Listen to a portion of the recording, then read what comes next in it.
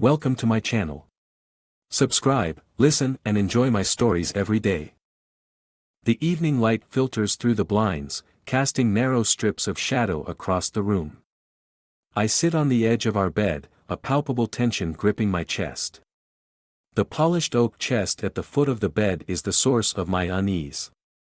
It's a relic of our early days together, a symbol of trust we vowed to uphold. Our pact was simple: neither of us would open the chest without the other's permission. It was a promise made in love, but now, it feels like a prison. I had noticed recently that my wife, Laura, had been drawn to the chest more frequently. The way she lingered near it, the furtive glances she cast over her shoulder, it was as if she were trying to summon courage or conceal something.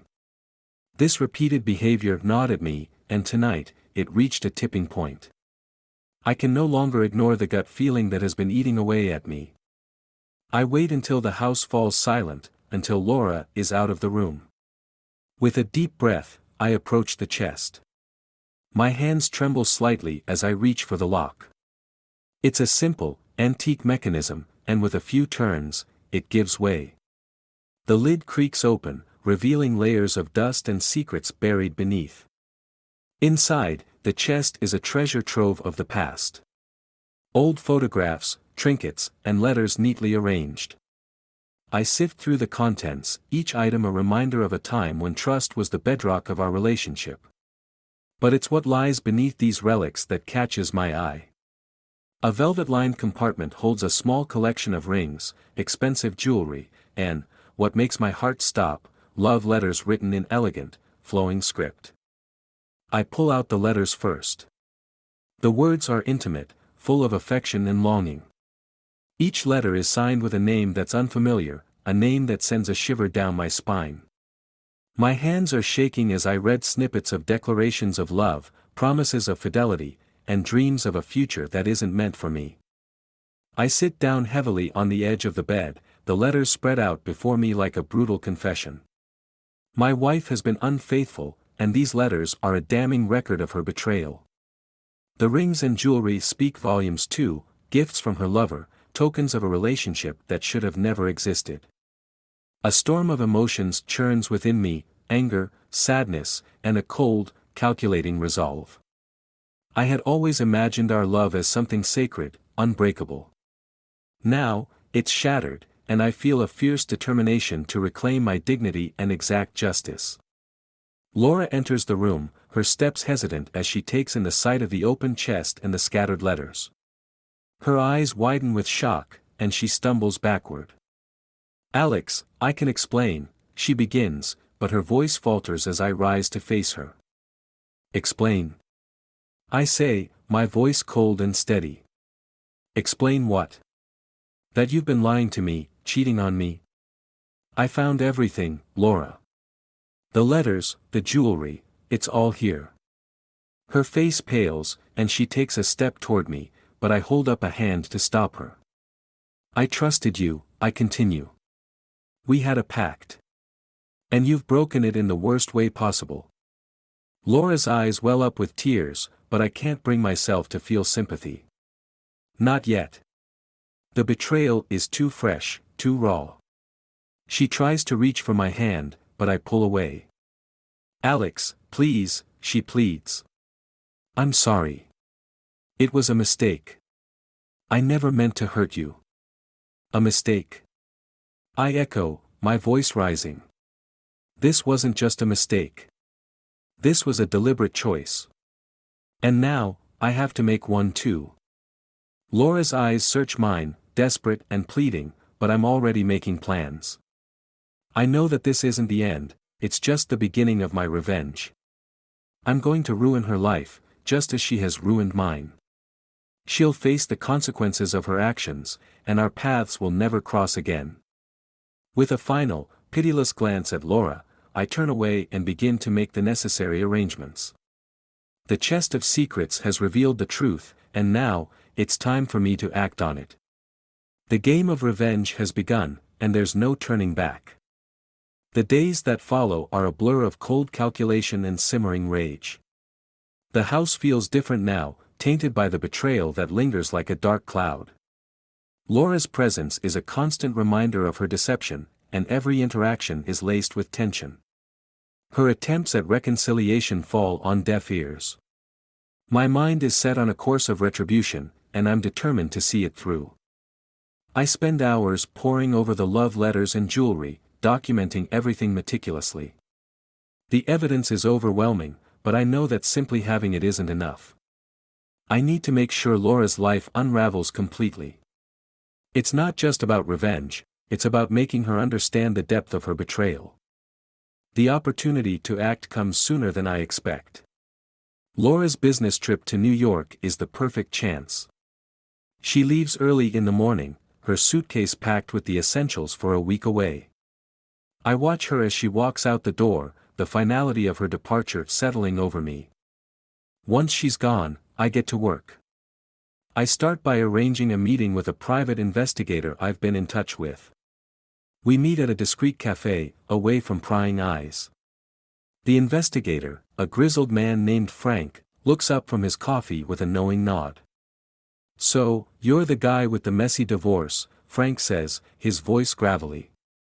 "What's the plan?" "I need you to dig up everything you can about Laura's affair," I reply, pushing a folder across the table. "I want her lover's name, address, anything that will prove she's been living a double life. And I want it fast." Frank flips through the contents of the folder, his expression unreadable. "This is going to cost you. And it won't be quick. But if she's been cheating, I'll find out."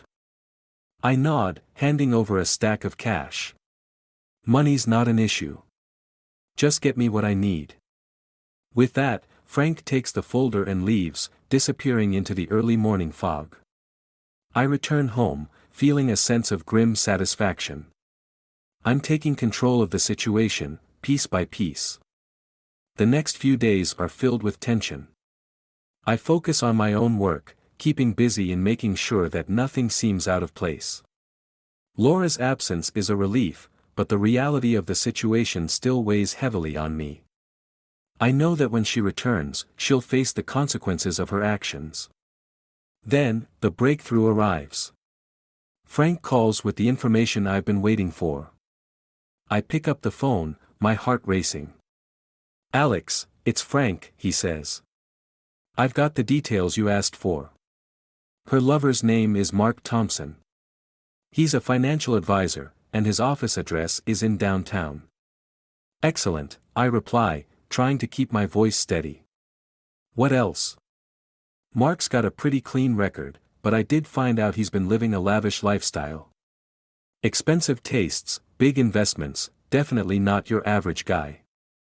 I've got a few photos of them together, too. Do you want those?"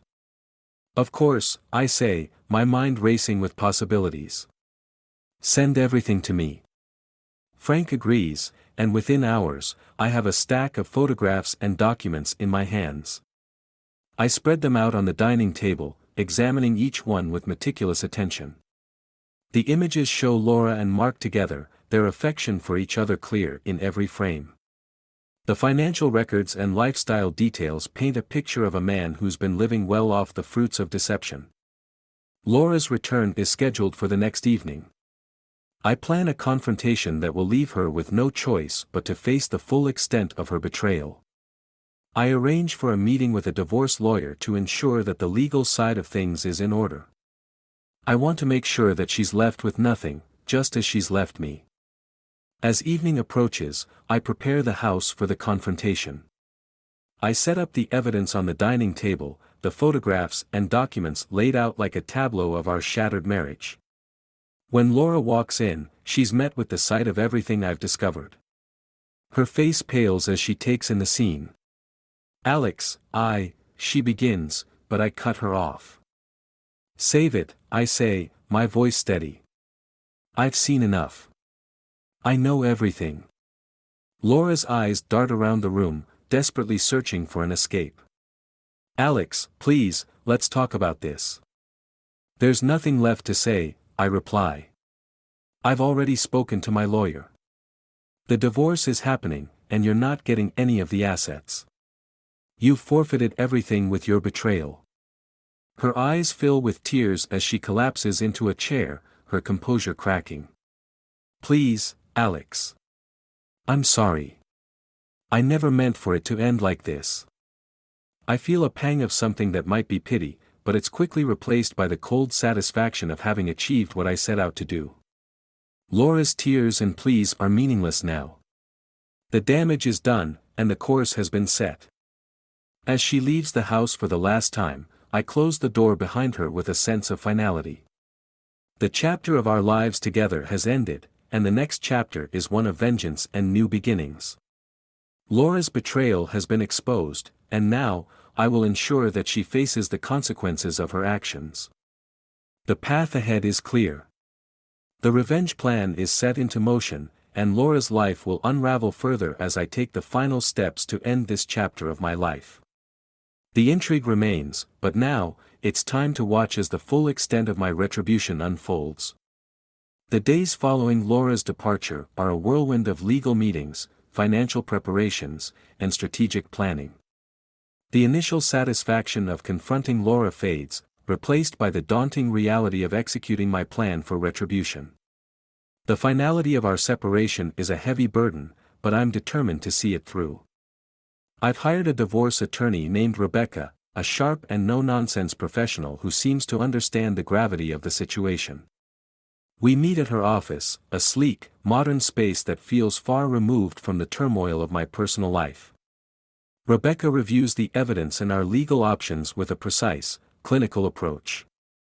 "This is quite a case," Rebecca says, looking up from the documents. "You've got a solid foundation for a divorce, and with the evidence of Laura's infidelity, you're in a strong position. But there's more to consider." "Like what?" I ask, leaning forward in my chair. "Asset division, alimony, and custody if there are any children involved. Fortunately, in this case, it seems we're mainly dealing with the financial implications," Rebecca explains. "We'll need to ensure that Laura receives as little as possible while protecting your own interests." I nod, my resolve hardening. I want to make sure she's left with nothing. She needs to understand the full impact of her betrayal. Rebecca's expression is unreadable, but she nods in agreement. "Understood. We'll move forward with a strategy that ensures the best possible outcome for you. Our next step is to notify Laura of the official proceedings. I have a process server deliver the divorce papers to her New York apartment. The sight of the server's return with a confirmation of delivery brings a grim satisfaction. The paperwork is clear: Laura's involvement with Mark has cost her everything. The fallout is swift. Laura's response is filled with anger and accusations. She calls me, her voice trembling with a mixture of rage and desperation. "Alex, you can't do this," she yells over the phone. "You're being unreasonable. I'm willing to work things out." "Work things out?" I retort, trying to keep my voice steady. "You had your chance, Laura. This is the result of your choices. Please, Alex," she pleads. "I didn't mean for any of this to happen. I'm sorry. Let's just talk." "There's nothing left to say," I say, cutting her off. "The decision is final. I've moved on." Her pleas continue, but I'm resolute. The damage is done, and now it's time to let the legal process take its course. The tension escalates when Laura's lawyer contacts Rebecca with an aggressive counteroffer. They're trying to negotiate terms that would benefit Laura, hoping to salvage some of her assets. I refuse to back down. My determination is unwavering. I want to make sure she knows the consequences of her actions, I tell Rebecca.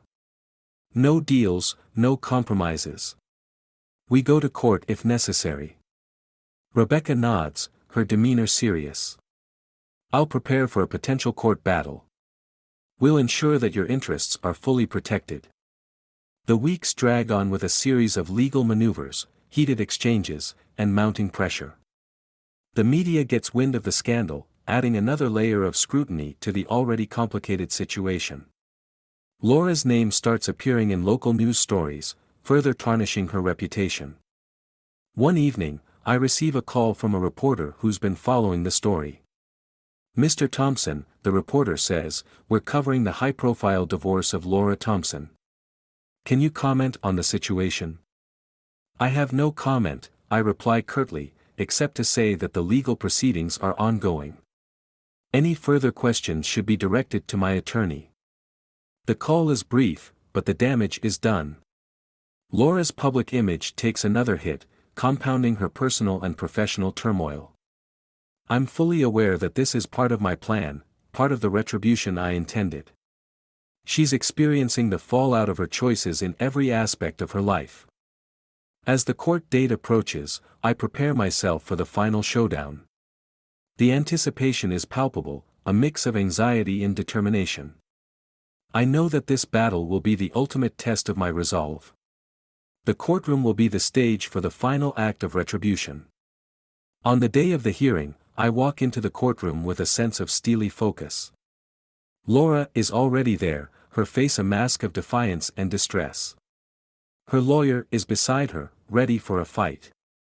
Rebecca and I sit on one side of the courtroom, our documents and evidence meticulously prepared. I glance over at Laura, noting the strain in her demeanor. The impact of her actions is clear in every furrowed brow and anxious glance. The proceedings begin, and the atmosphere is charged with tension. As the judge calls the case, I steel myself for what's to come. The courtroom drama is about to unfold, and I'm ready to see the final act of my retribution played out. The path to closure is clear, and I'm determined to see it through to the end. Laura's life is unraveling, and my plan for retribution is on the brink of realization. The intrigue of the final outcome hangs in the balance, as the courtroom drama promises to be the climax of our tumultuous journey. The courtroom is a battleground. The air crackles with tension as Laura's lawyer and Rebecca present their arguments with increasing fervor. Laura's face is a storm of frustration and desperation, while I sit on the other side of the room, steeling myself for what's to come. The judge listens intently, his gaze shifting between the opposing sides as the case unfolds. Rebecca stands up, her demeanor calm but fierce. "Your Honor, the evidence is clear. Laura Thompson's infidelity has led to a breach of trust that has irreparably damaged Mr. Thompson's life. We are seeking full dissolution of assets and a substantial judgment against her." Laura's lawyer rises to counter. "Your Honor, we acknowledge the infidelity, but we request leniency in the division of assets. Laura has already suffered enough." As the arguments proceed, I notice a figure entering the courtroom, a man I've never seen before. He's impeccably dressed, exuding an aura of authority. He takes a seat quietly, observing the proceedings with a detached interest. I'm about to question Rebecca about the stranger when a commotion erupts. Laura's lawyer stands up, visibly agitated. "Your Honor, I must object. This man, he shouldn't be here." The judge raises an eyebrow. "What's going on?" The stranger stands up, revealing a badge clipped to his belt. "I'm Detective Matthews, from the Special Investigations Unit. I have information pertinent to this case." The courtroom goes silent as Detective Matthews approaches the bench, handing over a file to the judge. The judge flips through the contents, his expression shifting from curiosity to shock. He looks up, clearly unsettled. "This court is adjourned. We'll reconvene after reviewing this new evidence." I exchange puzzled glances with Rebecca. "What's happening?" I ask. Rebecca shakes her head. "I don't know, but it looks like we're in for another twist." As the courtroom empties, Detective Matthews approaches me. "Mr. Thompson, I need to speak with you privately."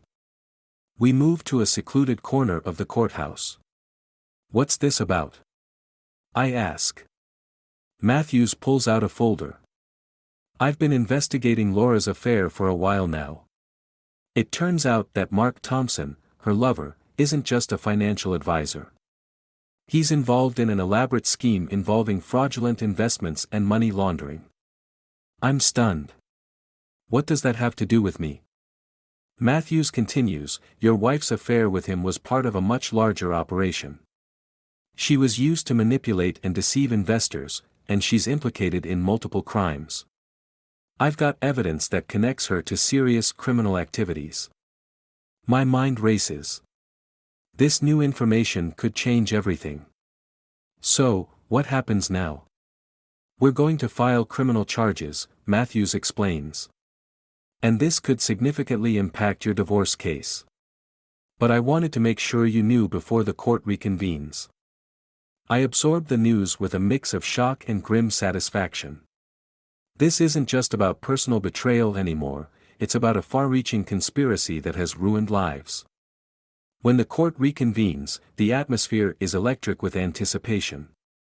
The judge announces that criminal charges are being filed against Laura, and the division of assets is put on hold until the criminal case is resolved. Laura's face is a mask of pure panic as the weight of her actions hits her with full force. As the proceedings conclude, I make my way out of the courthouse. Laura's desperate voice calls out to me. Alex, please, you have to believe me. I didn't know, it wasn't supposed to end like this. I turn to face her, my expression cold. It's too late for apologies, Laura. Your deception has caught up with you, and now you're going to face the consequences.